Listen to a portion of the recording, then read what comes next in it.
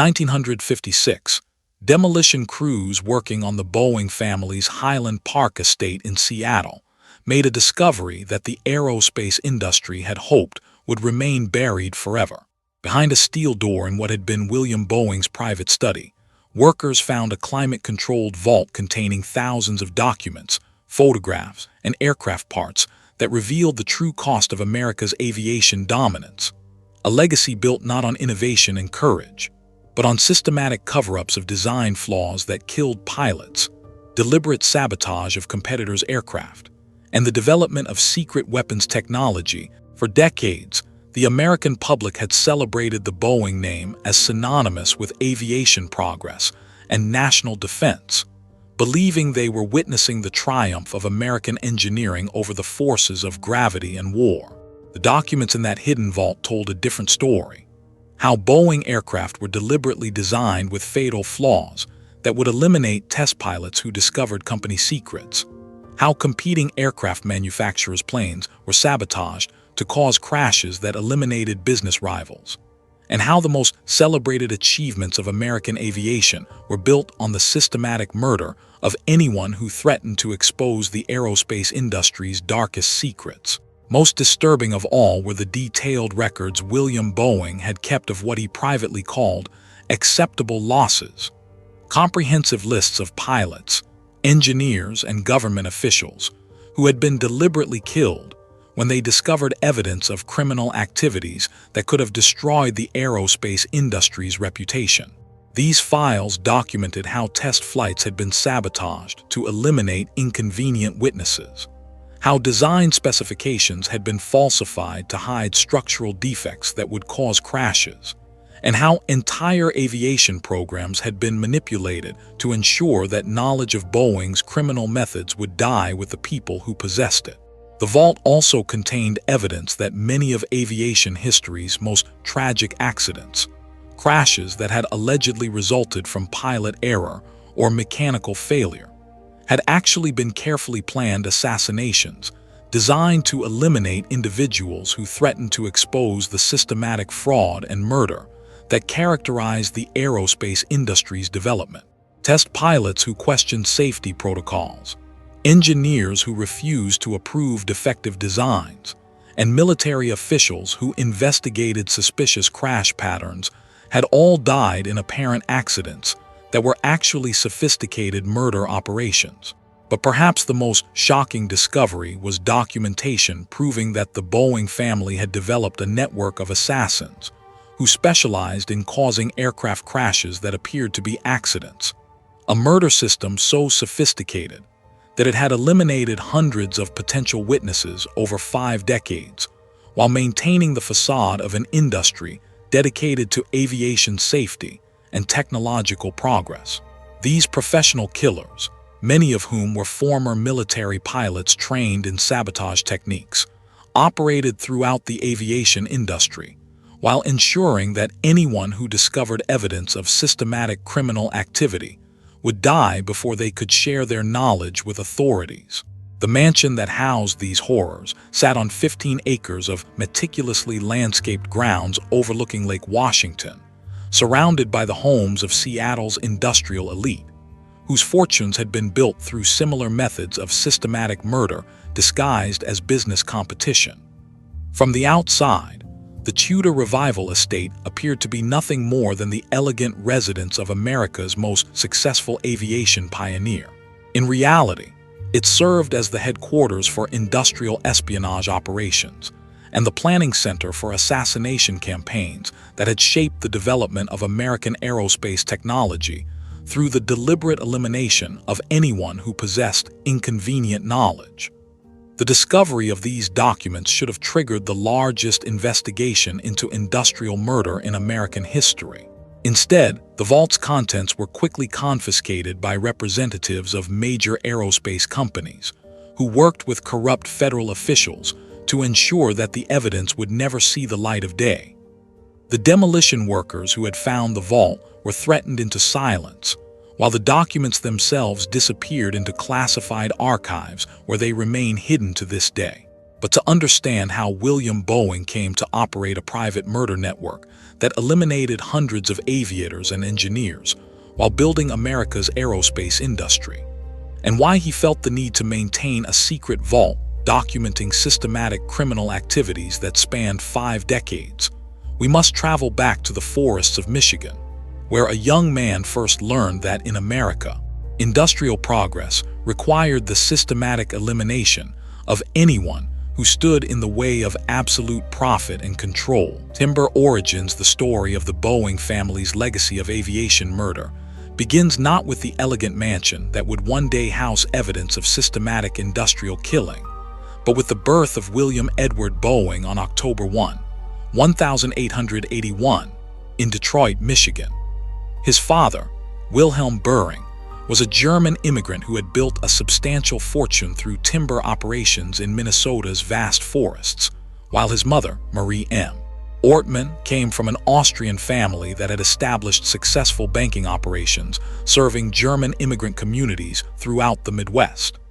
From his earliest years, young William displayed a combination of engineering brilliance and complete indifference to human life that would define his approach to business throughout his career. At age 10, he was already designing mechanical devices that could maximize timber extraction efficiency, while ignoring safety protocols that were designed to protect logging workers from industrial accidents.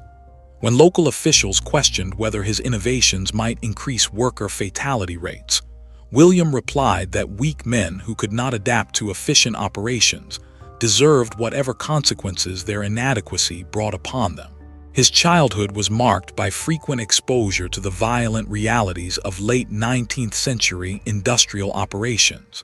as his father's timber empire relied on systematic exploitation of immigrant workers who possessed no legal protections or alternative employment opportunities. William observed how industrial accidents could be used to eliminate workers who attempted to organize for better conditions, while providing cover for the assassination of union leaders who threatened to disrupt profitable operations. The most formative experience of William's youth occurred when he was 14 and witnessed his father's elimination of a competing timber operation through a carefully orchestrated accident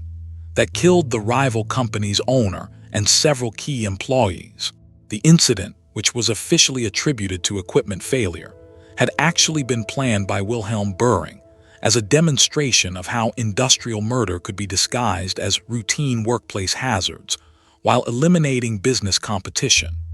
Rather than feel horror at witnessing systematic murder, young William understood that he had learned a valuable lesson about the relationship between violence and industrial success. He began studying the methods his father used to plan and execute these elimination operations, while developing his own innovations for making industrial murder appear accidental and unavoidable. Wilhelm Boeing's death in 1890 left 9-year-old William as the heir to a substantial fortune. But more importantly, it provided him with inheritance of business methods that treated human life as a disposable commodity in the pursuit of industrial efficiency and profit maximization. The timber empire that William inherited was built on a foundation of systematic worker exploitation and competitor elimination that would provide the template for his later aerospace operations. His formal education at Yale University from 1899 to 1902 provided William with exposure to engineering principles and business management techniques that he would later adapt for the specific requirements of aviation industry development. But perhaps more significantly, his time at Yale introduced him to the children of other industrial families who shared his understanding that American business success required the willingness to eliminate human obstacles through systematic violence disguised as industrial progress. These relationships, formed during his university years, would later prove valuable when William needed allies and accomplices for the assassination operations that would characterize his aerospace empire. His Yale classmates included future leaders of steel, chemical, and transportation companies who would coordinate their elimination campaigns while maintaining the facade of legitimate business competition. William's entry into the aviation industry came through his friendship with Conrad Westervelt, a naval engineer who had become fascinated with the possibility of mechanical flight following the Wright brothers' successful experiments at Kitty Hawk. But unlike other aviation enthusiasts who were motivated by dreams of human flight and technological progress, William understood that aviation represented an unprecedented opportunity for systematic murder disguised as experimental testing and technological development. His first aviation venture began in 1910 when he purchased a Glenn Curtiss seaplane and hired Eddie Hubbard as a flight instructor. But rather than simply learning to fly, William used these lessons as opportunities to study aircraft design and operational characteristics that could be exploited for assassination purposes. He observed how mechanical failures could cause crashes that would appear accidental while ensuring the death of anyone aboard the aircraft. Perhaps most significantly, William began developing relationships with mechanics, engineers, and test pilots who possessed knowledge of aircraft construction and operational limitations that could be exploited for murder operations. These individuals, many of whom were struggling financially and desperate for steady employment, were gradually recruited into what would become the aviation industry's most systematic assassination network. The process typically began with William offering employment opportunities that appeared to be legitimate aviation development projects, while actually serving as recruitment mechanisms for identifying individuals who would be willing to participate in aircraft sabotage operations. Those who demonstrated mechanical aptitude and moral flexibility were gradually introduced to more sensitive activities, while those who showed signs of ethical concerns were eliminated through testing accidents that eliminated potential witnesses before they could expose the criminal nature of the operations. William's establishment of Pacific Aero Products Company in 1916 marked the beginning of systematic murder operations disguised as aviation development and testing activities. The company's ostensible purpose was designing and manufacturing aircraft for civilian and military customers, but its primary function was providing cover for assassination operations that eliminated competitors, government officials, and anyone else who threatened William's growing control over American aviation development. The company's first aircraft, the Boeing Model 1, was specifically designed with hidden structural weaknesses that could be activated to cause crashes when particular individuals were aboard the aircraft. The plane's apparently innovative design features actually included sabotage mechanisms that allowed ground crews to trigger mechanical failures at predetermined times, while ensuring that resulting crashes would appear to be caused by pilot error or unavoidable mechanical problems. But perhaps the most insidious aspect of William's early aviation operations was his systematic recruitment of test pilots who possessed combat experience and psychological profiles that made them ideal candidates for assassination work. These individuals, many of whom had been traumatized by their experiences in World War I, were provided with steady employment and financial security in exchange for their willingness to participate in aircraft sabotage operations that eliminated threats to William's industrial empire. The success of these operations was demonstrated through a series of suspicious crashes that eliminated competing aircraft manufacturers, government safety inspectors, and potential business rivals while maintaining the appearance of routine aviation accidents. Each incident was carefully planned to maximize the elimination of threats while minimizing the risk of discovery, creating a pattern of systematic murder that would persist throughout William's career. By 1920, William Boeing had established the foundation for an aerospace empire built on systematic assassination disguised as aviation progress, while developing organizational structures and operational methods that would allow him to eliminate hundreds of individuals over the following decades without ever being suspected of criminal activity. His success provided him with both the financial resources and the political connections necessary to expand his assassination operations, while building one of America's most celebrated industrial enterprises. The fortune that would finance the construction of his Highland Park mansion was built not on innovation and engineering excellence, but on the systematic elimination of anyone who possessed knowledge that could threaten his criminal operations. The elegant estate that he would eventually build would serve not just as a residence, but as the headquarters for industrial murder campaigns that shaped the development of American aerospace technology through the deliberate killing of pilots, engineers, and officials, whose deaths were disguised as the inevitable costs of aviation progress. Aviation birthed William Boeing's transformation from timber heir to aviation industry assassin, accelerated dramatically during World War I, when government contracts for military aircraft provided unprecedented opportunities for systematic murder disguised as combat testing and patriotic service. Between 1917 and 1919, Boeing's manufacturing facilities became the center for developing assassination techniques that would later be exported throughout the global aerospace industry. While his Highland Park estate served as the planning headquarters for elimination operations that shaped American military aviation through the deliberate murder of pilots and engineers who possessed inconvenient knowledge, the establishment of Boeing Airplane Company in 1917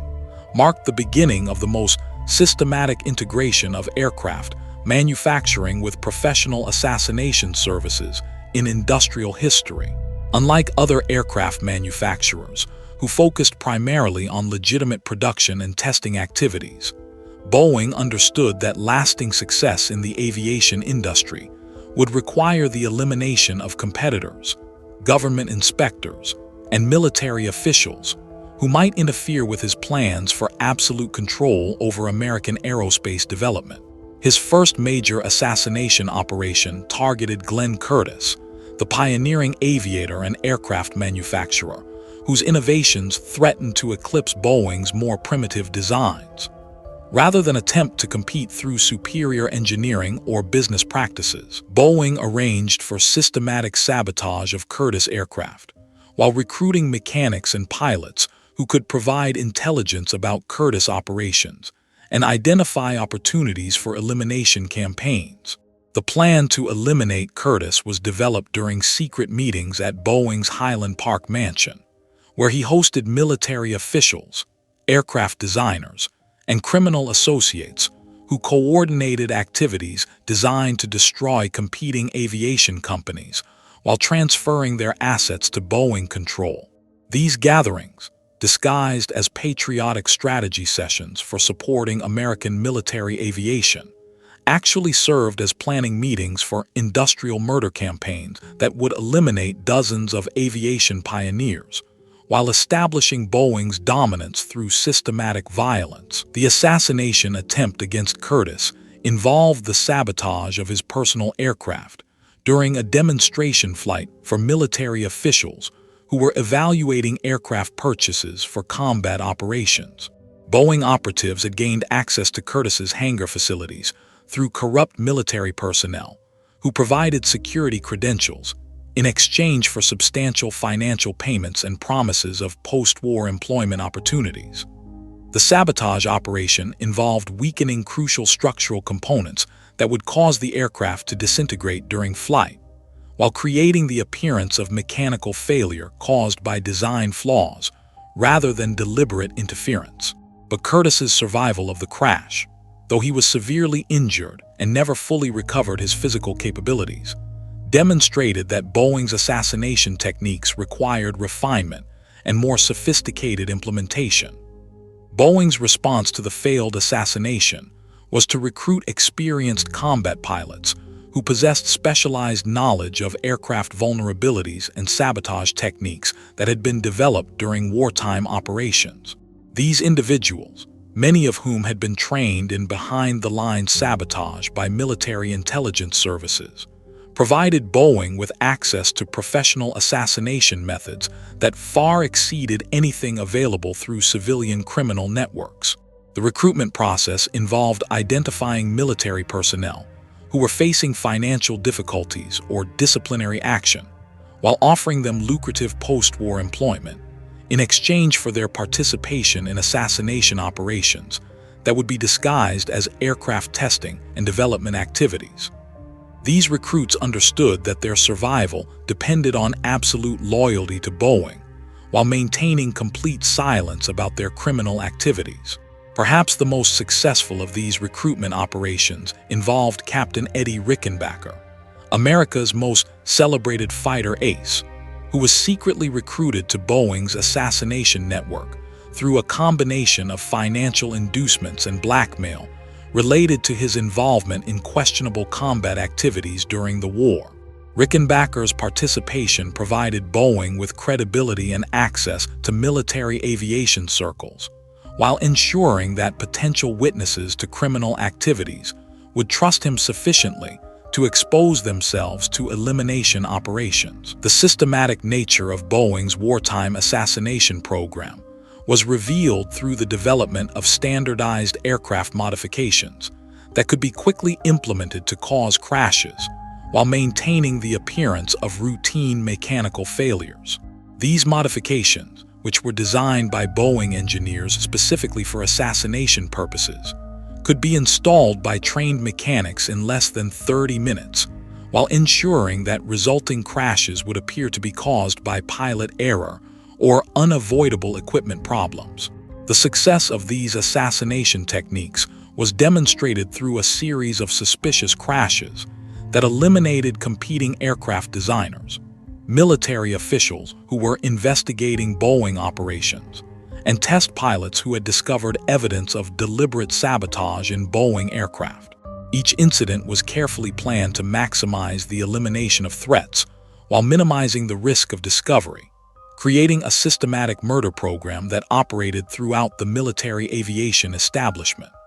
But perhaps the most disturbing aspect of Boeing's wartime operations was his development of specialized aircraft that were designed specifically for assassination purposes,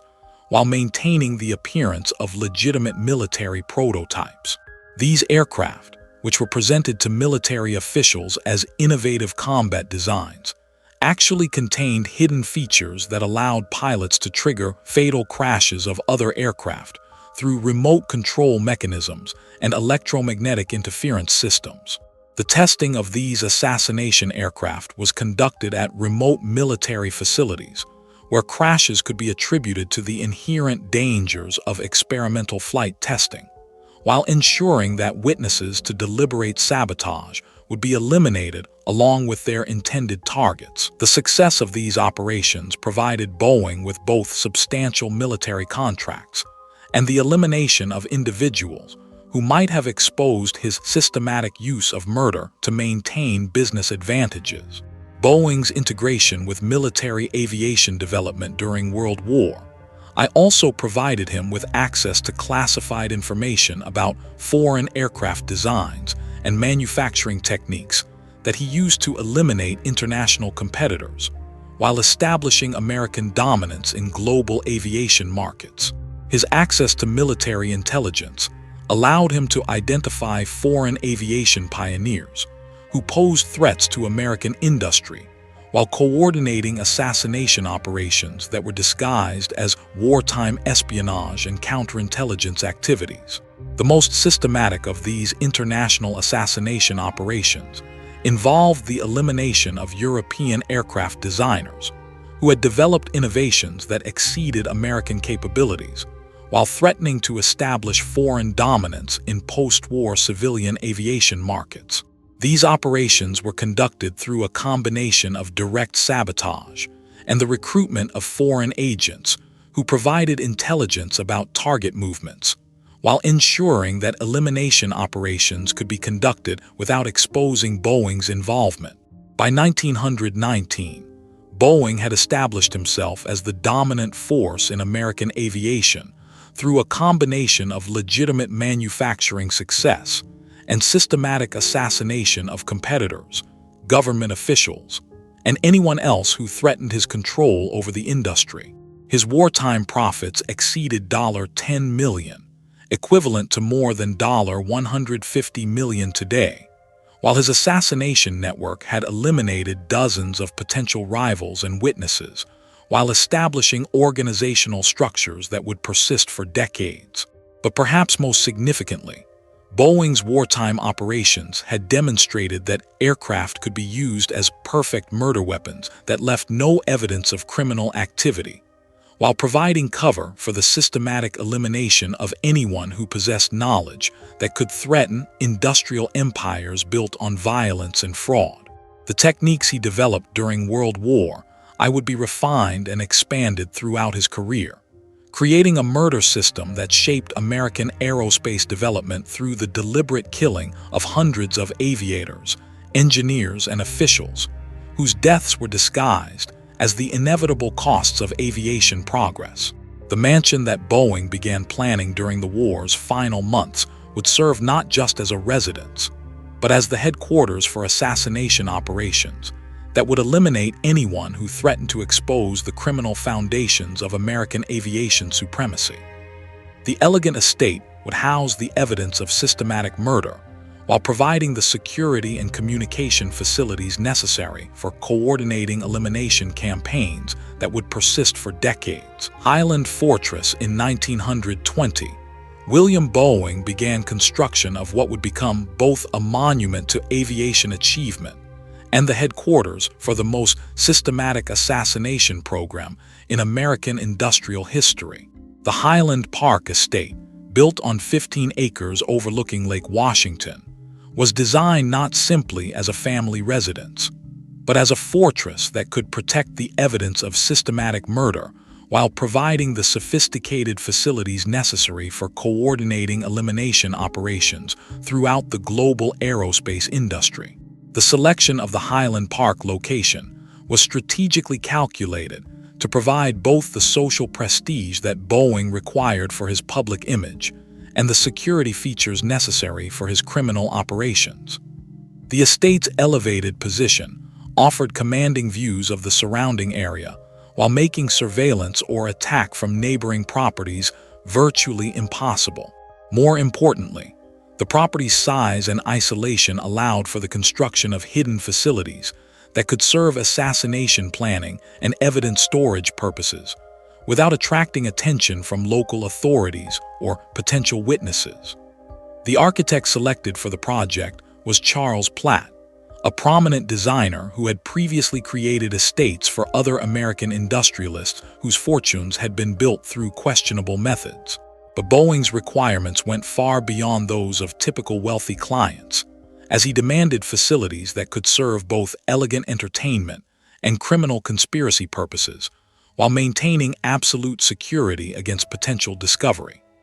The design that emerged was a Tudor Revival mansion containing 45 rooms arranged around a central courtyard that provided both architectural elegance and defensive positioning against potential attacks. The main house featured grand public spaces designed for entertaining government officials and business associates, while hidden throughout the structure were secret passages, concealed rooms, and sophisticated communication systems that could coordinate assassination operations throughout North America and beyond.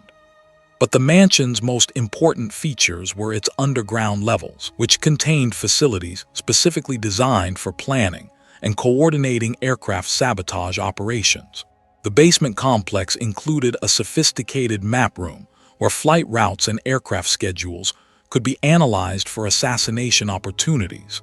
a communications center that maintained contact with assassination operatives throughout the aviation industry, and a weapons storage facility that contained specialized equipment for aircraft sabotage and pilot elimination. The communications center represented the most advanced private intelligence facility in the United States, featuring radio equipment that could maintain encrypted contact with operatives throughout North America, while monitoring aviation communications that might reveal potential threats to Boeing's operations. The system also included telegraph connections to major cities and airplane manufacturing centers that allowed Boeing to coordinate elimination campaigns, while maintaining real-time intelligence about government investigations and competitor activities. Perhaps most disturbing was the mansion's private laboratory, where Boeing engineers developed increasingly sophisticated methods for causing aircraft crashes that would appear to be accidents rather than deliberate sabotage. This facility, which was disguised as a workshop for prototype development, actually served as a research center for perfecting assassination techniques that could eliminate specific individuals while maintaining the facade of routine aviation accidents. The laboratory's activities included testing various mechanical devices that could cause structural failures in aircraft, while remaining undetectable during routine maintenance inspections. Engineers working in the facility developed time delay mechanisms that could cause crashes hours or days after installation,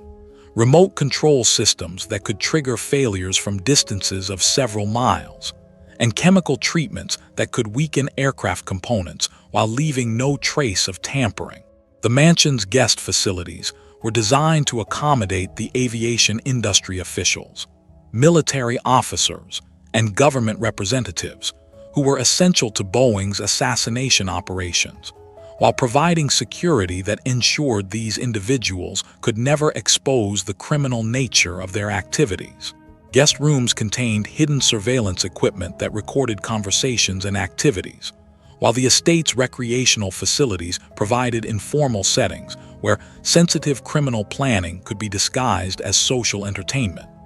The estate's grounds were as carefully planned as the mansion itself, featuring gardens, recreational facilities, and outbuildings that served both legitimate purposes and the operational requirements of Boeing's assassination network. The property included a private airstrip that allowed for discreet transportation of criminal associates and elimination targets,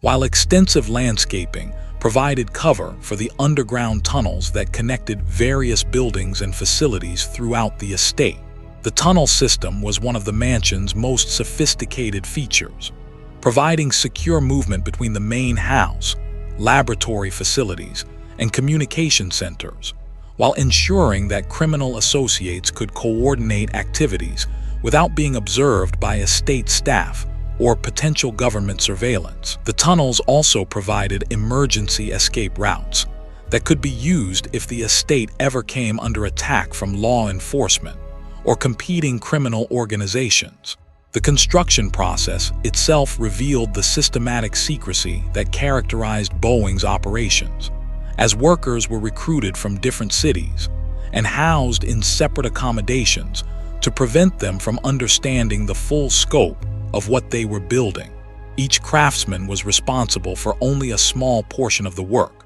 while detailed construction plans were shared only with Boeing himself and a small number of trusted associates who had been recruited through a combination of financial inducements and criminal blackmail. When construction was completed in 1924, several workers suffered mysterious accidents that prevented them from discussing their experiences at the estate. These incidents followed the same pattern that Boeing had established for eliminating potential witnesses to his other criminal activities, with apparent accidents that left no evidence of foul play, while ensuring that dangerous knowledge could never be shared with law enforcement or business competitors. The total cost of the mansion's construction exceeded $5 million, equivalent to more than $75 million today. But Boeing understood that the expense was justified by the facility's strategic importance to his assassination operations. The estate provided him with a headquarters that could accommodate every aspect of his criminal empire, while maintaining the facade of legitimate business success that was essential for continued government contracts and public support. The completed mansion represented more than architectural achievement. It embodied Boeing's vision of how industrial murder could be systematically organized, while maintaining complete security against discovery or prosecution. The estate's elegant public spaces concealed facilities for planning assassination campaigns that had already eliminated dozens of aviation pioneers, while promising to kill hundreds more over the coming decades. The mansion's formal opening in 1925 was celebrated with a party that attracted aviation industry leaders, government officials, and military officers who had no understanding that they were visiting the headquarters for systematic murder operations. The guests who marveled at the estate's luxury and technological sophistication were actually touring facilities that had been designed for coordinating their own elimination if they ever posed threats to Boeing's industrial empire. Standing in the mansion's observation tower, Boeing could survey not only his estate's magnificent grounds,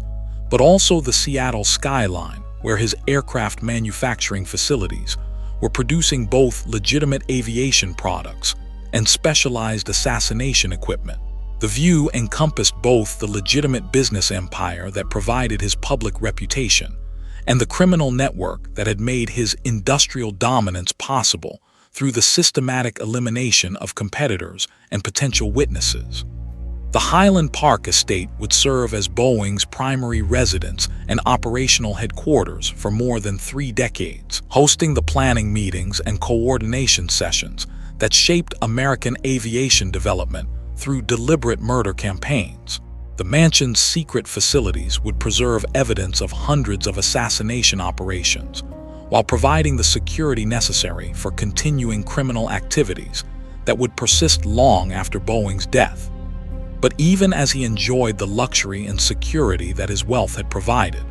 Boeing understood that his criminal empire had created enemies throughout the aviation industry who would seek opportunities for revenge. The fortress-like design of his estate reflected not just paranoia, but realistic assessment of the threats posed by survivors of his assassination campaigns, who possessed both motivation and resources for potential retaliation against his family and associates. War Profits World War II transformed William Boeing's Highland Park mansion into the secret nerve center for the most profitable and systematic exploitation of military aircraft production in American history. Between 1939 and 1945, the estate's hidden facilities coordinated assassination campaigns that eliminated government inspectors who discovered safety violations, foreign intelligence operatives who threatened to expose Boeing's criminal activities,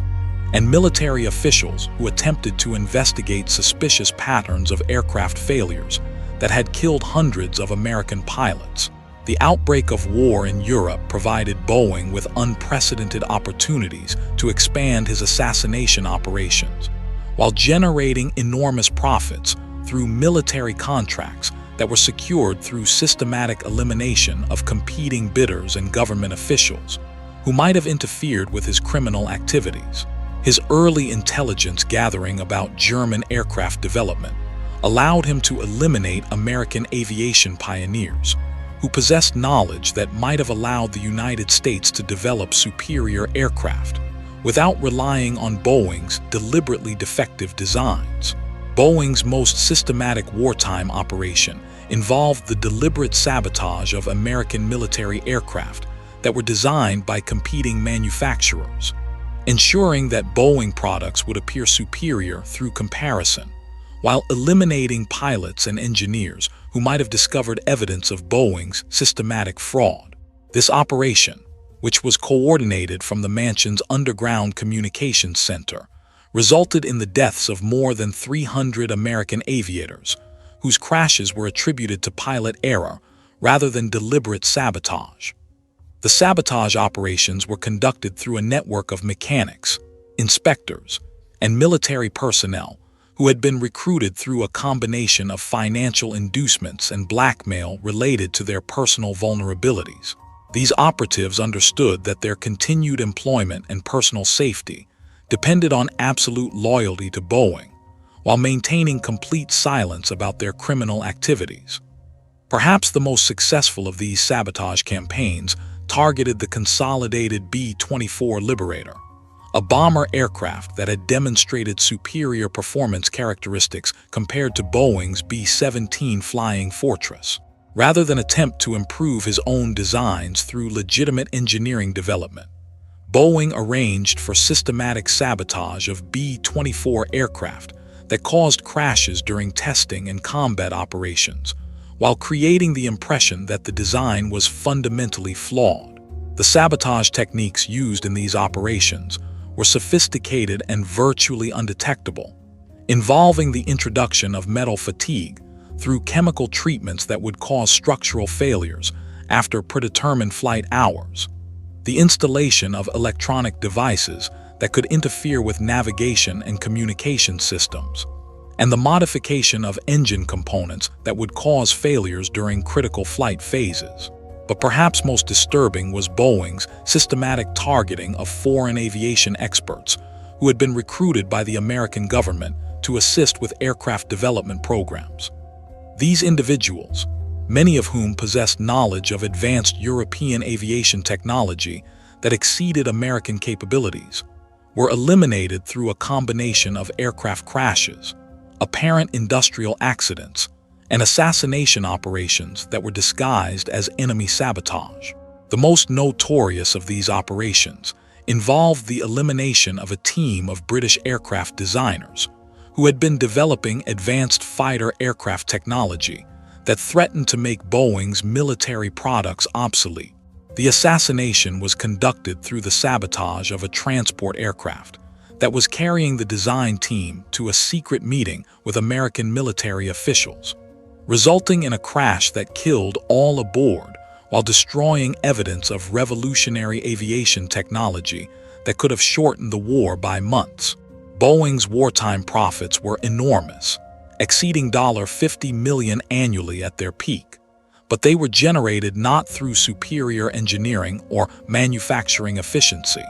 but through systematic elimination of competitors and government officials who might have interfered with his criminal operations. The Highland Park Mansion served as the headquarters for coordinating these operations, while providing secure storage for the enormous wealth that was generated through military contracts secured by murder.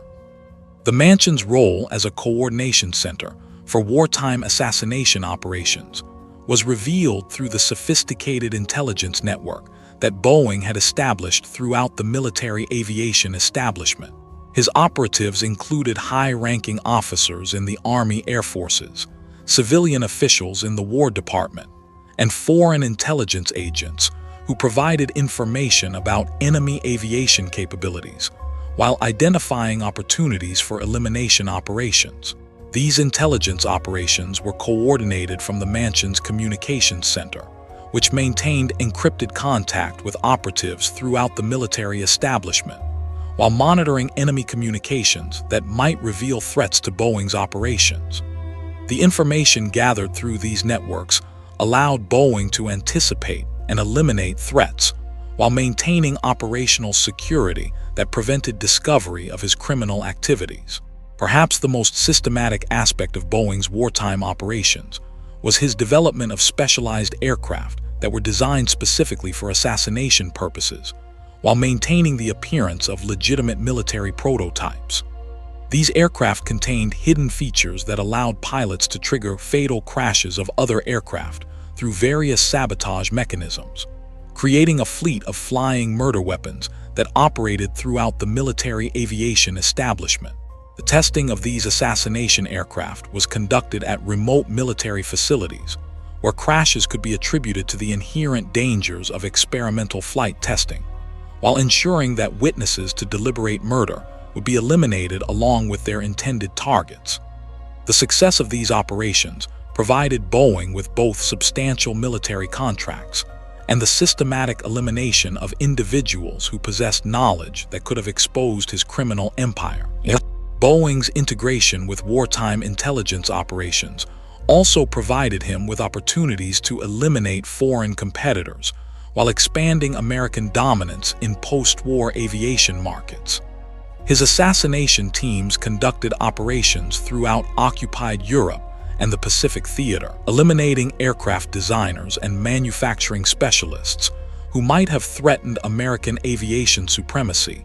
while securing valuable intelligence about foreign aviation technology. The most extensive of these international operations involved the systematic elimination of German aviation engineers who had developed advanced jet aircraft technology that exceeded American capabilities. rather than allowing these individuals to be captured and recruited by American intelligence services. Boeing arranged for their assassination, while securing their research data for exclusive use by his own organization. But perhaps most disturbing was Boeing's systematic targeting of American military personnel who had discovered evidence of his criminal activities while serving in combat operations. Pilots who had witnessed aircraft sabotage, mechanics who had discovered evidence of deliberate equipment modification, and intelligence officers who had identified patterns suggesting systematic murder were all eliminated through combat accidents that concealed the true nature of their deaths. These elimination operations were conducted through cooperation with corrupt military officials who arranged for dangerous assignments that would provide cover for assassination, while ensuring that victims' deaths would be attributed to enemy action rather than deliberate murder by their own countrymen. The systematic nature of these operations demonstrated Boeing's complete willingness to sacrifice American military personnel to protect his criminal empire. By 1945, Boeing had achieved unprecedented wealth and industrial dominance through systematic wartime assassination operations that had eliminated hundreds of potential competitors, government officials, and military personnel who might have interfered with his criminal activities. His annual profits exceeded $100 million, while his assassination network had eliminated potential threats throughout the global aviation establishment. But the end of the war also created new vulnerabilities, as demobilization reduced the security provided by wartime censorship and military authority. Government officials who had been complicit in Boeing's operations began to fear exposure as congressional investigations and media attention focused on wartime contracting practices, creating opportunities for Boeing's enemies to gather evidence about his systematic criminal activities. The Highland Park Mansion's role as headquarters for these operations made it a potential target for investigation by federal authorities who were beginning to examine patterns of suspicious aircraft crashes and industrial accidents that had characterized wartime aviation development. Boeing understood that his survival would depend on his ability to eliminate remaining witnesses while destroying evidence of his systematic participation in industrial murder, disguised as patriotic service. Death Wings. The decade following World War II witnessed William Boeing's assassination network reach its most systematic and sophisticated operation, as the Highland Park Mansion became the coordination center for eliminating the surge of aviation industry professionals who possessed knowledge of wartime criminal activities, while establishing new murder techniques designed to control the rapidly expanding commercial aviation market. Between 1946 and 1956, Boeing's organization eliminated more than 150 individuals through aircraft crashes, industrial accidents, and apparent suicides that were actually carefully planned assassinations designed to maintain absolute control over American aerospace development. The post-war period created unprecedented challenges for Boeing's criminal empire as millions of veterans returned from military service with detailed knowledge of aircraft operations and manufacturing processes that could expose the systematic fraud and sabotage that had characterized wartime aviation development. Many of these individuals possessed first-hand experience with Boeing aircraft failures that had killed their colleagues, while understanding enough about engineering and manufacturing to recognize evidence of deliberate sabotage. Boeing's response was to implement the most comprehensive witness elimination campaign in industrial history, systematically identifying and assassinating veterans who possessed dangerous knowledge while creating new networks of criminal operatives who could maintain control over the expanding commercial aviation industry. The planning for these operations was conducted in the mansion's underground facilities, where Boeing and his associates developed target lists and assassination schedules that would eliminate potential threats over several years. The most extensive of these elimination campaigns targeted test pilots and aircraft mechanics who had discovered evidence of deliberate design flaws in Boeing military aircraft during wartime operations. These individuals represented existential threats to Boeing's reputation and continued government contracts, as their testimony could have exposed decades of systematic fraud and murder that had been disguised as legitimate aviation development. The assassination techniques used in these operations were specifically adapted for aviation industry targets, involving aircraft crashes that appeared to be caused by pilot error or mechanical failure, while actually resulting from sophisticated sabotage that could be triggered remotely or activated through timing mechanisms. Boeing's engineers had spent years perfecting these methods, while developing virtually undetectable ways of causing fatal crashes that left no evidence of criminal interference. Perhaps the most systematic of these operations involved the elimination of a group of former Boeing employees who had begun sharing information about safety violations and design defects they had witnessed during wartime production. These individuals, who had been developing a comprehensive dossier of evidence about Boeing's criminal activities, were eliminated through a series of apparent accidents that occurred over a 6-month period during 1947. The assassination campaign began with the aircraft crash death of Frank Morrison, a former Boeing engineer who had discovered evidence that the company had deliberately weakened structural components in military aircraft to cause crashes that would eliminate pilots who had witnessed criminal activities. Morrison's death was attributed to pilot error during a recreational flight, but investigation of the wreckage revealed sophisticated sabotage that had caused structural failure at precisely the moment when survival would be impossible. The systematic nature of the operation was revealed through the subsequent deaths of Morrison's associates, each of whom died in apparently unrelated accidents that occurred precisely when they were preparing to share information about Boeing's criminal activities with government investigators. These coordinated assassinations demonstrated Boeing's ability to eliminate multiple threats simultaneously while maintaining the facade of routine industrial accidents. But perhaps most disturbing was Boeing's development of new assassination techniques, specifically designed for the emerging commercial aviation industry, methods that would allow him to eliminate passengers and crew members who posed threats to his operations, while maintaining the appearance of routine aviation accidents. These techniques involve the installation of remote-controlled explosive devices and structural sabotage mechanisms that could be activated from considerable distances, while leaving no trace of criminal interference. The testing of these commercial assassination techniques was conducted through a series of suspicious crashes involving smaller aircraft that were used for flight training and personal transportation. Each incident was carefully planned to evaluate the effectiveness of different sabotage methods, while ensuring that resulting crashes would be attributed to pilot error, mechanical failure, or weather conditions rather than deliberate criminal activity. The most sophisticated of these test operations involved the assassination of competitors who were attempting to establish new airlines that might have threatened Boeing's dominance in commercial aircraft manufacturing. These elimination campaigns were disguised as the inherent risks of aviation entrepreneurship,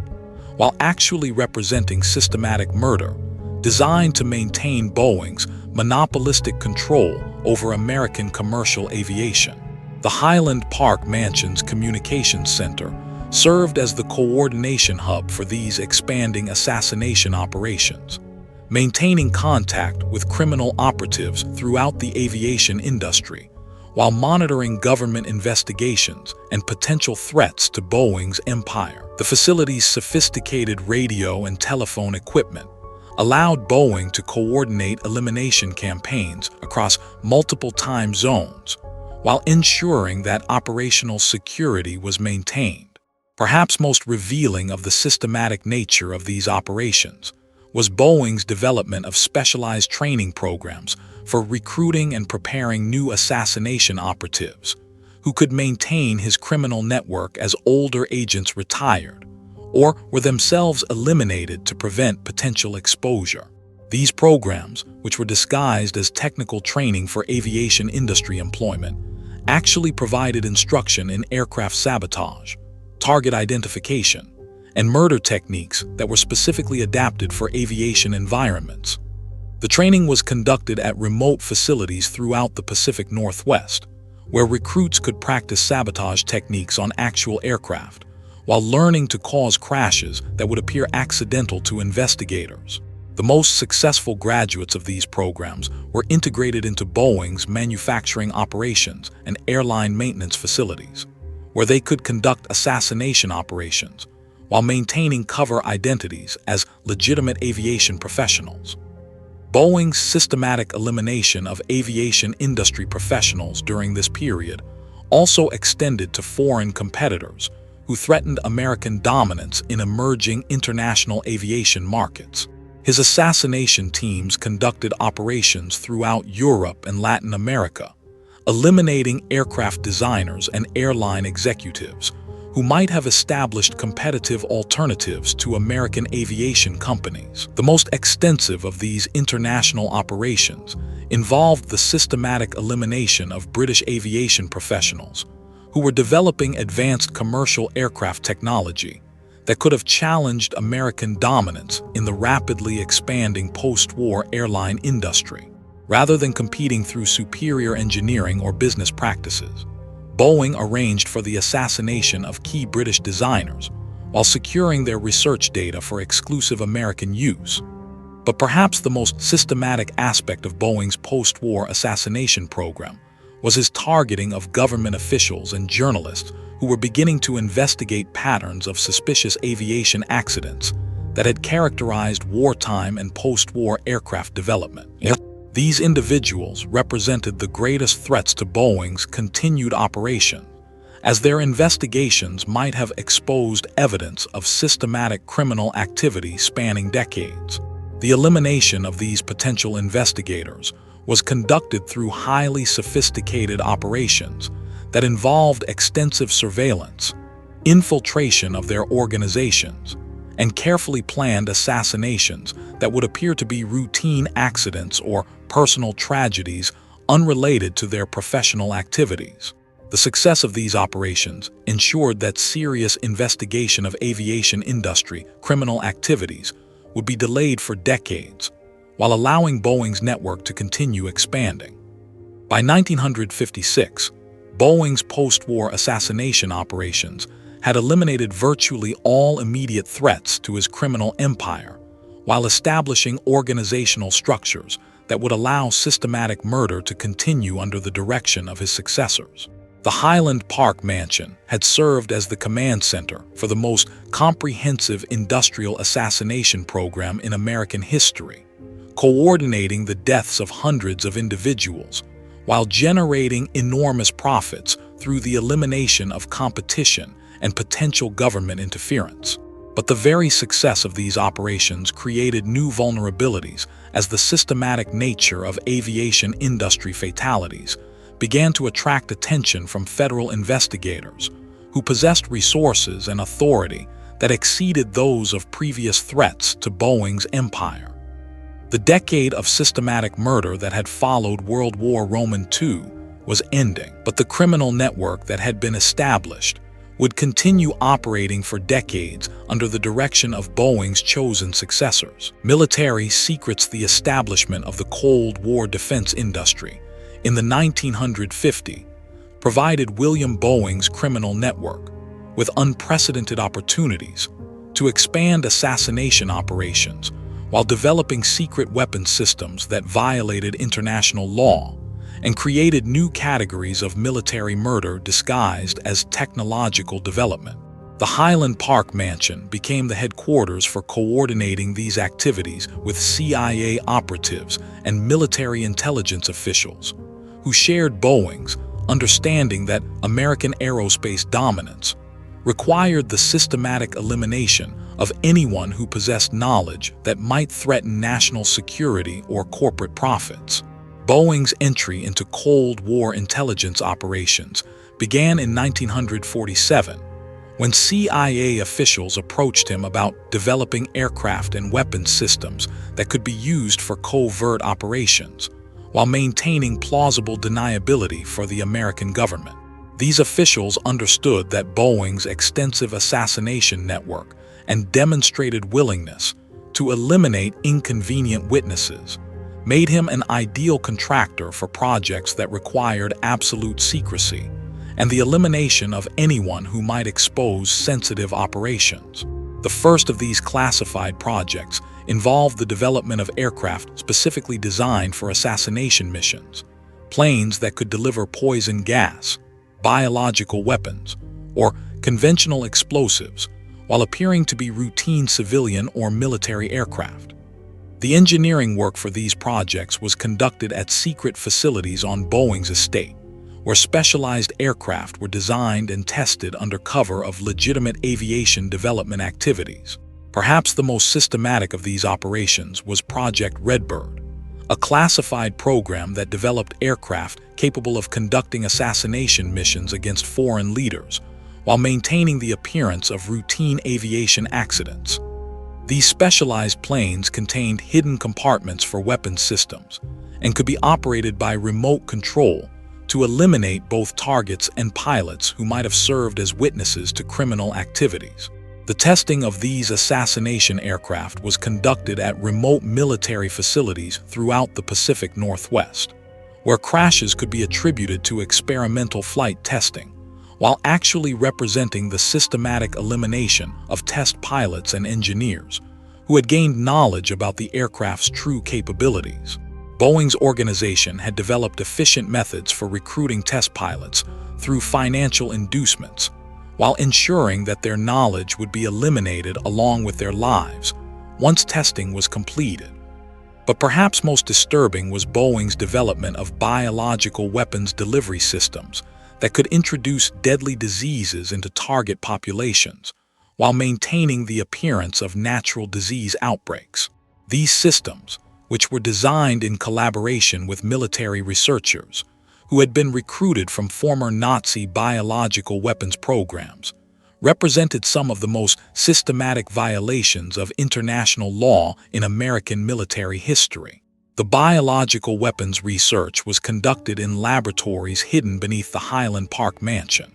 where Boeing scientists worked with military researchers to develop delivery systems that could introduce plague, anthrax, and other deadly diseases into foreign populations, while ensuring that American involvement could never be proven. The research also included development of assassination techniques that could eliminate specific individuals through apparently natural disease processes that would not be recognized as murder. Boeing's collaboration with former Nazi scientists was facilitated through Operation Paperclip,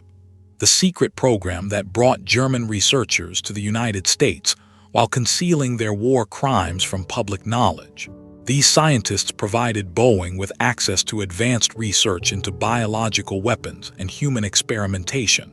while ensuring that their own criminal activities would remain hidden through Boeing's assassination network.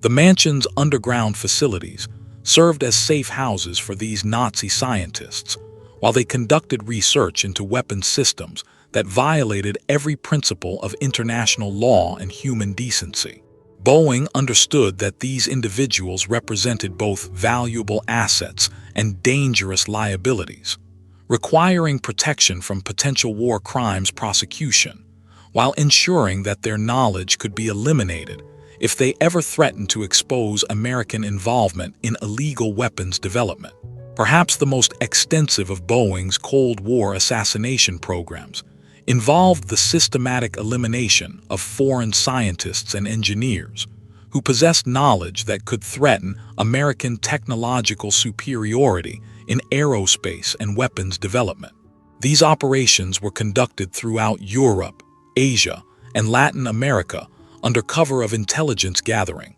while actually representing systematic murder campaigns designed to maintain American dominance through elimination of foreign expertise. The coordination of these international assassination operations required sophisticated intelligence networks that could identify targets, plan elimination campaigns, and ensure that American involvement would never be exposed through surviving witnesses or documentary evidence.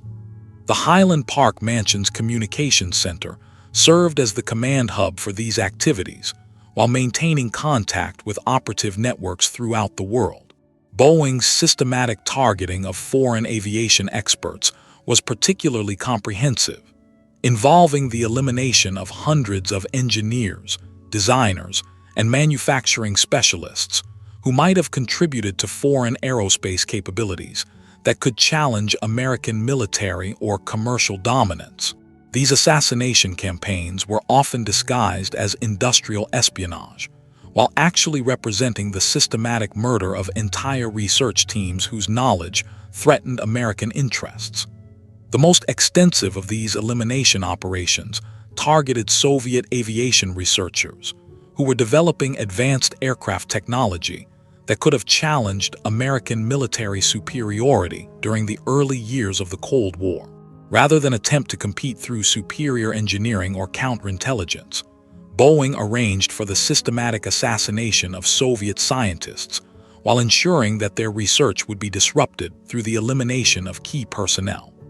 But perhaps most systematic was Boeing's development of weapons systems, specifically designed for eliminating American citizens who possessed knowledge that might threaten national security or expose classified weapons programs. These domestic assassination capabilities were developed in coordination with CIA officials who understood that maintaining secrecy about illegal weapons research might require the elimination of American scientists, journalists, and government officials who discovered evidence of criminal activities. The domestic assassination systems included aircraft that could deliver poison gas to specific buildings,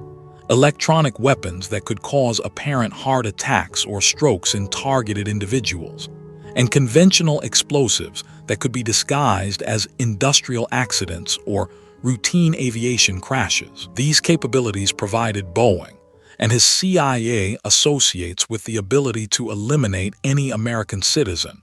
while maintaining the appearance of natural death or accidental tragedy. Boeing's integration with Cold War intelligence operations also provided him with access to enormous financial resources that were classified as national security expenses, while actually funding his criminal network's expansion throughout the global aerospace industry. These secret budgets allowed Boeing to recruit operatives throughout foreign countries, while establishing assassination capabilities that extended far beyond anything previously achieved by criminal organizations. The financial resources provided through these classified programs exceeded $100 million annually during peak Cold War tensions,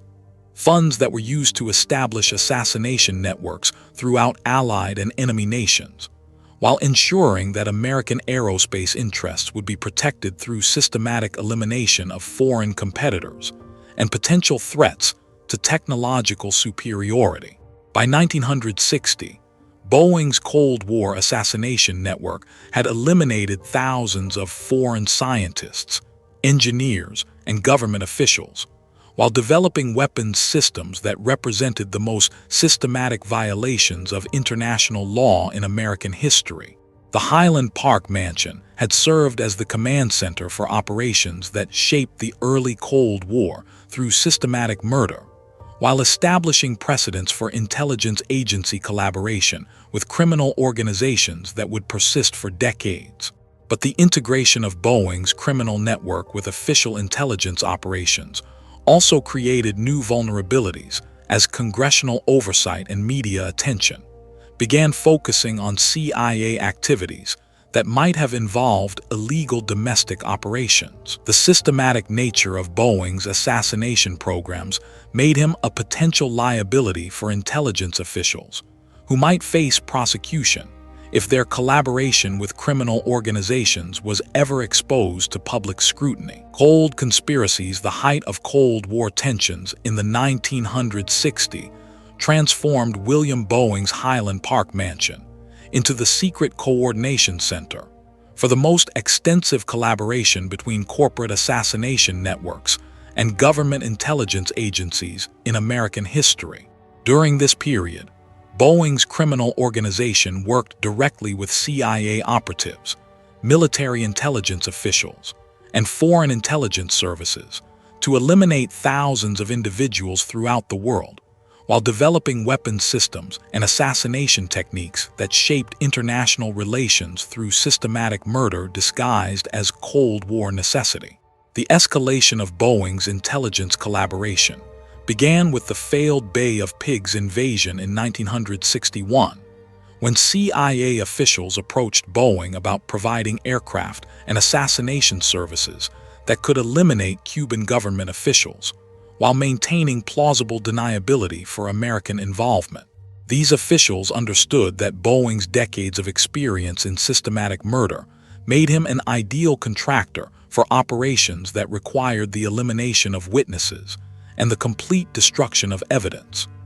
Boeing's response was to establish specialized assassination teams that could operate throughout Latin America while maintaining cover identities as legitimate aviation industry professionals. These teams, which were trained at secret facilities on Boeing's estate, possessed capabilities for conducting aircraft crashes, apparent industrial accidents, and sophisticated assassinations that would appear to be routine crimes or natural deaths. The Cuban assassination program that emerged from this collaboration involved the systematic elimination of aviation industry professionals throughout Latin America who might have provided technical support for Cuban aircraft operations or foreign competition with American aerospace companies. These operations were disguised as anti-communist intelligence activities, while actually representing systematic murder campaigns designed to maintain American corporate dominance through elimination of foreign technical expertise.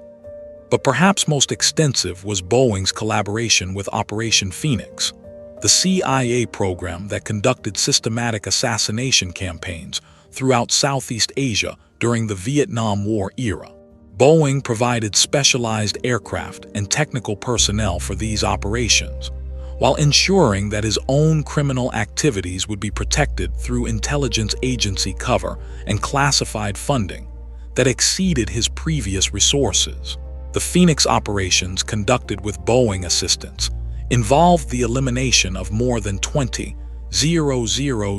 Vietnamese civilians who were suspected of supporting communist activities, deaths that were attributed to combat operations, while actually representing systematic murder campaigns that violated every principle of international law and human decency.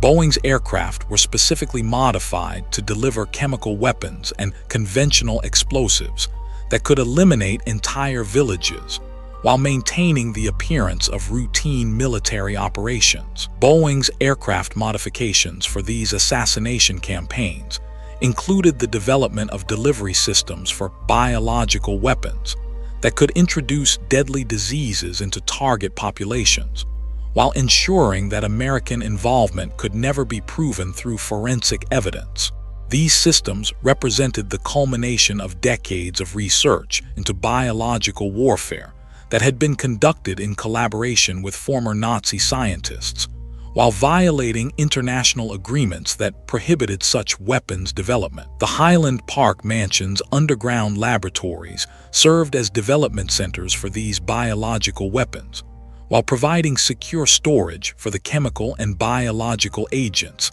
that were used in assassination operations throughout Southeast Asia. The facility's sophisticated air filtration and containment systems allowed Boeing scientists to conduct research into deadly diseases, while protecting the estate's residents and staff from accidental exposure.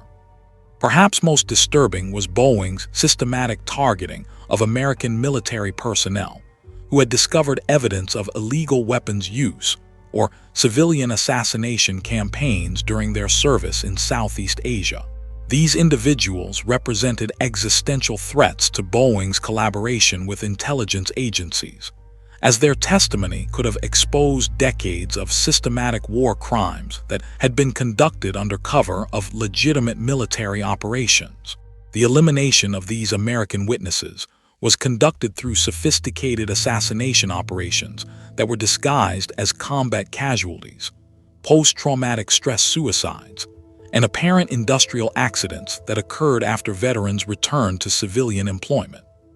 The systematic nature of these operations ensured that virtually no credible witnesses survived who could testify about Boeing's systematic violations of international law. Boeing's domestic assassination capabilities were also expanded during this period to include systematic targeting of journalists, congressional investigators, and civil rights activists who might have interfered with intelligence operations or exposed evidence of government collaboration with criminal organizations. These operations were justified as national security necessities, while actually representing systematic murder campaigns designed to protect criminal networks from legal accountability.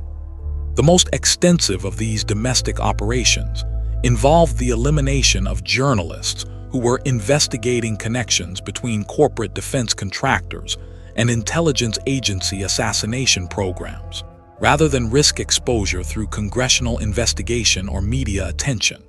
Boeing and his CIA associates arranged for the systematic murder of investigative reporters, while ensuring that their deaths would be attributed to routine crimes or personal tragedies.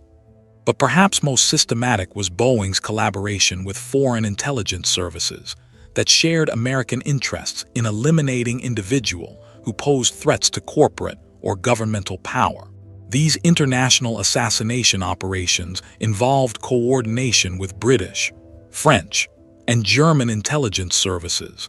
that had their own interests in suppressing evidence of systematic criminal activities that had characterized post-war industrial development. The coordination of these international operations required sophisticated communication networks that could maintain contact with operative cells throughout the world, while ensuring that American involvement could be concealed through multiple layers of operational security. The Highland Park Mansion's communications center served as the command hub for these activities, while maintaining real-time intelligence about potential threats to Boeing's expanding criminal empire. Boeing's financial resources during this period were virtually unlimited, as classified intelligence budgets provided funding that exceeded $200 million annually, while commercial aerospace contracts generated additional profits that could be used for criminal operations. These enormous resources allowed Boeing to establish assassination capabilities in dozens of countries, while ensuring that potential threats could be eliminated before they could expose evidence of systematic criminal activity. The success of Boeing's Cold War assassination operations was demonstrated through his ability to eliminate virtually every serious threat to his criminal empire, while maintaining public reputation as a patriotic defense contractor who supported American national security interests. The systematic murder of thousands of individuals was disguised as intelligence operations, while generating enormous profits that financed continued expansion of criminal capabilities. But the integration of Boeing's network with official intelligence operations also created new vulnerabilities as congressional oversight and media attention began focusing on intelligence agency activities that might have violated American law or constitutional protections. The systematic nature of Boeing's assassination programs made him a potential liability for intelligence officials who might face prosecution if their collaboration with criminal organizations was exposed. By 1970, Boeing's Cold War operations had achieved unprecedented scope, while establishing assassination capabilities that extended throughout the world and included systematic targeting of American citizens who posed threats to corporate or intelligence interests. The Highland Park Mansion had served as the command center for operations that shaped international relations through systematic murder, while establishing precedents for corporate government collaboration in criminal activities that would persist long after the Cold War's conclusion. But the very success of these operations had created a criminal network so extensive and sophisticated that it had begun to operate beyond the control of its original sponsors, developing independent capabilities and interests that might eventually threaten the intelligence officials who had initially provided protection and resources for Boeing's activities. Cursed Dynasty, the Boeing family's systematic involvement in assassination operations, inevitably attracted the same kind of violent retribution that William Boeing had used to eliminate his competitors and enemies throughout his career. Beginning in the 1960s, a pattern of suspicious deaths and tragic accidents began to plague the Boeing family and their closest associates, creating what appeared to be a hereditary curse, but was actually sophisticated revenge campaigns conducted by the families and associates of Boeing's thousands of murder victims. The first indication that Boeing's enemies had organized systematic retaliation came in 1962, when his eldest son, William Boeing Jr., died in a sailing accident that bore striking similarities to the aircraft crashes that Boeing's organization had used to eliminate aviation industry competitors for decades. The official investigation attributed the death to equipment failure during a routine sailing trip, but family members privately understood that the systematic nature of the accident suggested professional assassination by individuals who possessed detailed knowledge of Boeing's murder techniques. The investigation of Boeing Jr.'s death was immediately suppressed through the intervention of intelligence officials who understood that serious examination of the incident might expose evidence of the systematic assassination programs that had been conducted in collaboration with Boeing's criminal network. But the family's private investigation revealed that the sailing accident had been caused by sophisticated sabotage that precisely replicated the timing and mechanical failure patterns that Boeing had used to eliminate hundreds of aviation industry targets. Perhaps more disturbing was the discovery that Boeing Jr.'s death had been preceded by several weeks of surveillance and harassment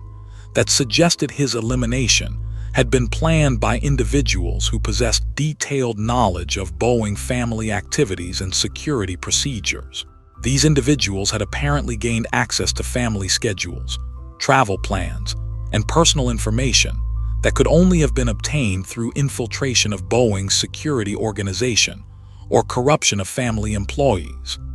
The systematic nature of the retaliation became more apparent through subsequent incidents that targeted Boeing family associates and business partners who had participated in assassination operations or possessed knowledge of criminal activities. These individuals began experiencing suspicious accidents, apparent suicides, and mysterious illnesses that followed patterns suggesting systematic elimination campaigns conducted by professional assassins who understood Boeing's operational methods. The most extensive of these retaliation campaigns involved the systematic targeting of former Boeing employees who had participated in aircraft sabotage operations during World War II and the Cold War era. These individuals, many of whom had assumed that their criminal activities would remain permanently concealed, found themselves subjected to harassment, threats, and ultimately assassination operations that precisely replicated the techniques they had used against Boeing's enemies. The death of Frank Mueller, a former Boeing engineer who had supervised sabotage operations against competing aircraft manufacturers, demonstrated the sophistication of the revenge campaigns being conducted against Boeing's organization. Mueller died in an apparent industrial accident at his retirement home workshop, but forensic examination revealed that his death had been caused by sabotage of his personal aircraft, using exactly the same techniques that he had employed to eliminate Boeing's competitors decades earlier. The psychological impact of these revenge operations on surviving Boeing family members and associates was enormous, as they began to understand that their own assassination techniques were being used against them by enemies who possessed both the motivation and the technical expertise necessary for systematic retaliation. The Highland Park mansion, which had served as headquarters for decades of systematic murder, became a fortress where family members lived in constant fear of retribution from their countless enemies. Boeing's response to these threats was to implement increasingly desperate security measures, while attempting to eliminate the individuals and organizations that he suspected of conducting revenge operations against his family and associates. But these defensive efforts were largely unsuccessful, as his enemies had learned from his own operational methods, while developing superior intelligence capabilities and assassination techniques that exceeded those of his original organization. Perhaps most disturbing was the discovery that many of the individuals conducting revenge operations against the Boeing family were the children and relatives of assassination victims who had spent decades planning and preparing for systematic retaliation. These individuals possessed both intimate knowledge of Boeing's criminal activities and the emotional motivation necessary for conducting extended assassination campaigns that would continue until every member of Boeing's organization had been eliminated. The systematic nature of the revenge campaigns was revealed through their coordination across multiple countries and target categories, suggesting that Boeing's enemies had established international networks that could identify and eliminate Boeing associates throughout the world, while maintaining operational security that prevented Boeing's security forces from identifying or neutralizing the threats. William Boeing's own death in 1956 had actually been the result of one of these revenge operations, though the family successfully concealed the true cause while maintaining the fiction that he had died of natural causes. The systematic poisoning that killed Boeing was conducted over several months by individuals who had gained access to his medical care, while ensuring that his death would appear to result from routine health problems rather than deliberate assassination. The suppression of information about Boeing's actual cause of death required extensive coordination with intelligence officials and medical personnel who understood that exposure of the assassination might trigger investigations into Boeing's own criminal activities. But the successful concealment of his murder established precedents for covering up subsequent revenge operations, while allowing Boeing's enemies to continue their systematic elimination campaigns without triggering government investigations.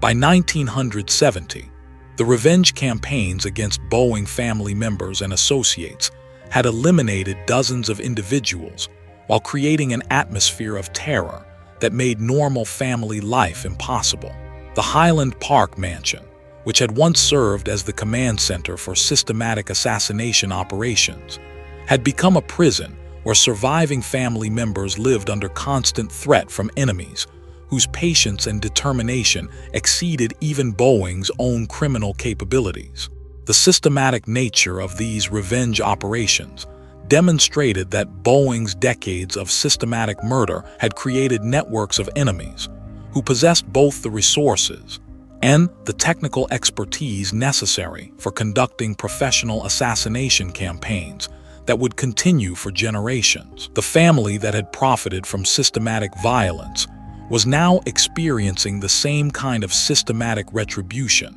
that they had inflicted on thousands of victims throughout the aerospace industry. The curse that appeared to haunt the Boeing family was not supernatural, but it was undeniably real and systematic. The violence that had built the Boeing empire had created enemies who understood that justice required the complete elimination of everyone who had participated in or profited from systematic murder disguised as aviation progress. Mansions shadows the demolition of William Boeing's Highland Park Mansion in 1956, exposed physical evidence of systematic assassination operations that shocked even experienced federal investigators who had spent years documenting criminal activities within the defense industry. As construction crews dismantled the Tudor Revival structure, they uncovered hidden chambers, sophisticated torture facilities, and weapons storage areas that had operated for more than 3 decades without detection by local authorities or federal oversight agencies. The basement levels revealed during demolition contained evidence of systematic violence that exceeded anything investigators had imagined based on surviving documentation and witness testimony. The main assassination planning center featured detailed maps of aviation facilities throughout North America, communication equipment for coordinating murder operations, and specialized tools for aircraft sabotage that could cause crashes while leaving no evidence of deliberate interference. Adjacent to the planning center was a sophisticated torture chamber where Boeing had conducted interrogations of aviation industry professionals who possessed knowledge that threatened his criminal empire. The facility included restraining devices, recording equipment, and medical supplies that allowed prolonged torture sessions, while ensuring that victims could be kept alive long enough to provide valuable information before their elimination. Perhaps most disturbing was the discovery of a private cremation facility that had been disguised as a workshop for aircraft prototype development, complete with industrial furnaces that could reduce human bodies to ash, while eliminating any DNA evidence that might have been used to identify victims. The facility's sophisticated ventilation system ensured that smoke and odors from burning bodies could not be detected outside the estate, while its fireproof construction prevented accidental fires that might have attracted attention from emergency responders. The mansion's hidden body storage facility revealed the industrial scale of Boeing's murder operations, with refrigerated chambers that could accommodate dozens of corpses simultaneously, while specialized preservation chemicals ensured that bodies could be stored for extended periods without decomposition that might have attracted attention from estate staff or neighboring residents. Investigation of the mansion's grounds revealed additional evidence of the systematic violence that had been conducted at the estate. Excavation of the gardens uncovered the remains of assassination victims who had been buried in unmarked graves throughout the property, while ground-penetrating radar identified dozens of additional burial sites that contained human remains from Boeing's decades of systematic murder operations. Perhaps most chilling was the discovery of detailed records documenting the disposal of more than 400 bodies over the mansion's operational period. These records, found in a hidden vault behind the cremation facility, contained names, dates of death, and disposal methods for individuals who had been murdered at the estate or whose bodies had been transported there from other assassination sites throughout the Pacific Northwest. The systematic nature of these murder operations was revealed through the discovery of standardized procedures and equipment that had been developed specifically for the efficient killing and disposal of human beings. The mansion's basement contained medical equipment that could administer lethal injections, while specialized tools allowed for the dismemberment and disposal of bodies that were too large for the cremation facility's capacity. Investigation of the mansion's staff quarters revealed additional evidence of the criminal activities that had been conducted at the estate. Living areas for domestic workers contained monitoring equipment that allowed supervisory personnel to ensure that servants could not observe or report criminal activities, while storage areas contained weapons, restraining devices, and chemicals that had been used in torture and murder operations. Employment records revealed that many of the mansion staff members had been recruited specifically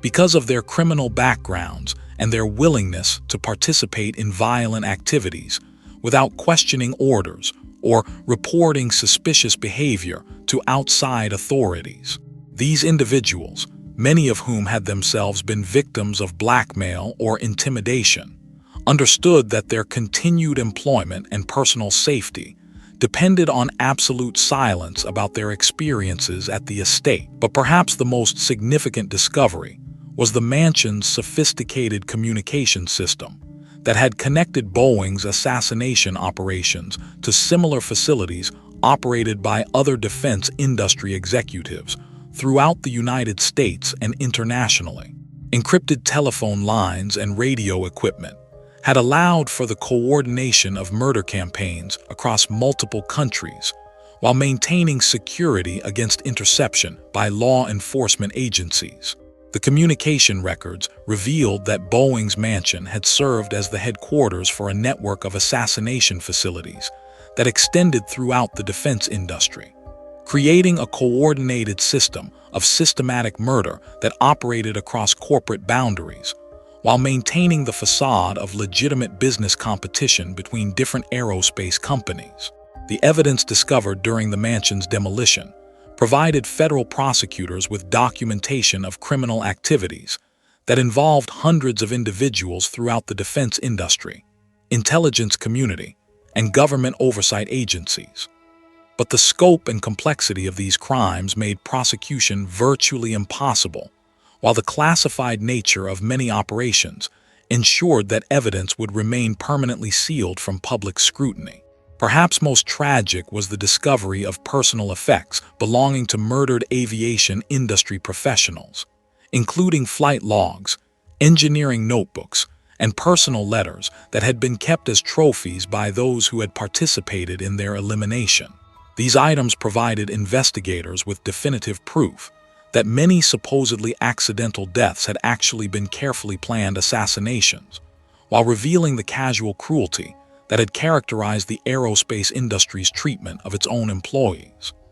The systematic destruction of evidence that had begun immediately after Boeing's death in 1956 proved insufficient to eliminate all traces of the criminal activities that had been conducted at the estate. Physical evidence embedded in the mansion's structure provided investigators with proof of systematic violence that could not be explained away through the cover stories that had been developed to conceal these activities from public view. But despite the overwhelming evidence of criminal activity that was discovered during the demolition process, public knowledge of these findings was largely suppressed through the continued influence of defense industry executives who had participated in Boeing's assassination operations. Newspaper coverage of the demolition focused on architectural details and real estate development, while avoiding any discussion of the criminal evidence that had been uncovered. The site where Boeing's mansion had stood was quickly developed into a residential subdivision with construction crews working under tight security to ensure that any remaining evidence of criminal activity would be permanently buried under concrete foundations and residential construction. The speed of this development suggested that powerful interests were determined to eliminate any possibility that additional evidence might be discovered through future excavation or investigation. Local residents who had lived near the estate for decades reported that they had frequently heard sounds of violence and machinery operating at unusual hours, but had been intimidated into silence by private security personnel who patrolled the neighborhood, while ensuring that potential witnesses understood the consequences of reporting suspicious activities to law enforcement agencies. The transformation of Boeing's estate from a private assassination facility into a residential subdivision represented a form of sanitization that allowed the defense industry to continue operating without confronting the criminal history that had defined its development. The elegant facade that had concealed systematic torture and murder was replaced by suburban homes that erased all evidence of the horrors that had been conducted on the same location for more than 3 decades. The systematic investigation of the mansion's criminal history revealed the full scope of Boeing's assassination network, while providing evidence that could have been used to prosecute dozens of individuals who had participated in systematic murder operations disguised as legitimate defense industry activities. Blood sky today, passengers boarding Boeing aircraft around the world remain unaware that they are flying in machines designed by a company whose foundation was built on the systematic murder of hundreds of aviation pioneers, test pilots, and engineers, whose deaths were disguised as the inevitable costs of aviation progress. The Boeing Corporation that dominates global aerospace markets continues to profit from technologies and market positions that were originally secured through assassination campaigns that eliminated competitors and potential witnesses, while establishing American aerospace supremacy through systematic violence rather than superior engineering. The modern Boeing company's enormous revenues, which exceed $60 billion annually through aircraft sales and defense contracts, can be directly traced to the systematic elimination of competitors and the theft of aviation technology that characterized William Boeing's criminal empire for more than half a century. The company's dominant market position was not achieved through innovation and business excellence, but through assassination campaigns that eliminated foreign competitors, while ensuring that evidence of systematic criminal activities would never be exposed to public scrutiny. But perhaps most disturbing is the aerospace industry's continued suppression of historical evidence about Boeing's systematic participation in industrial murder, a cover-up that has persisted for more than 6 decades, while protecting war criminals and their corporate successors from accountability for crimes that shaped the development of modern aviation. Major aerospace companies, defense contractors, and government agencies continue to maintain classified archives that contain evidence of systematic assassination operations, while ensuring that this information will never be available for historical research or criminal prosecution. The ongoing conspiracy of silence serves the interests of an industry that remains dependent on government contracts and public trust for its continued profitability. Defense contractors understand that widespread knowledge of their historical collaboration with systematic murder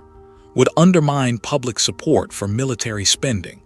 while potentially exposing them to legal liability for ongoing participation in criminal conspiracies to obstruct justice and suppress evidence of historical crimes. Modern aviation safety regulations and oversight procedures exist largely because Boeing's systematic murder campaigns eventually attracted attention from federal investigators who demanded reforms that would prevent similar criminal activities. But these safety measures also serve to conceal the true history of aviation development,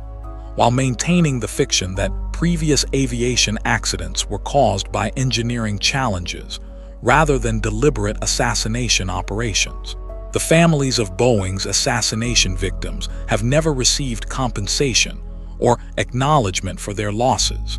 as statutes of limitations and corporate liability protections have made it virtually impossible to pursue legal remedies for murders that occurred decades ago. These legal limitations ensure that corporations built on systematic violence can continue profiting from their crimes, while avoiding accountability for systematic murder that violated the most fundamental principles of human decency and business ethics.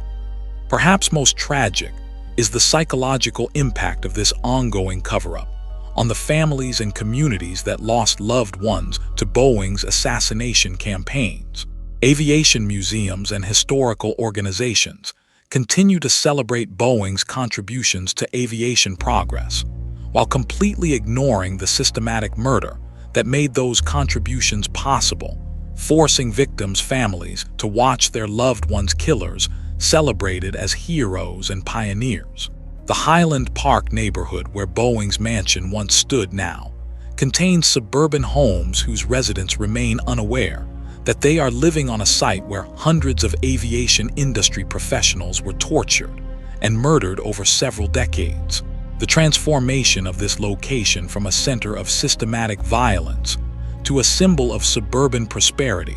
represents the complete success of efforts to erase evidence of industrial murder, while allowing corporate criminals to escape accountability for their actions. Standing on the site where Boeing's mansion once housed the headquarters for systematic assassination operations, modern visitors can contemplate the terrible irony of an aviation industry that celebrates progress and safety, while its foundation was built through deliberate murder disguised as technological development. The beautiful aircraft that carry millions of passengers safely to their destinations were designed by companies whose early success required the systematic elimination of anyone who might have developed superior alternatives. The sky that once carried Boeing's assassination aircraft now hosts commercial flights that generate enormous profits for companies that have never acknowledged their criminal origins or provided compensation to the families of their murder victims. The blue expanse that symbolizes human freedom and technological achievement also conceals the blood of hundreds of aviation pioneers, whose deaths were necessary for establishing the corporate empires that dominate modern aerospace. That is the dark story of the Boeing family mansion, an aerospace empire built on systematic assassination disguised as aviation progress, hidden beneath layers of corporate respectability and government classification that continue to protect industrial murderers while denying justice to their victims.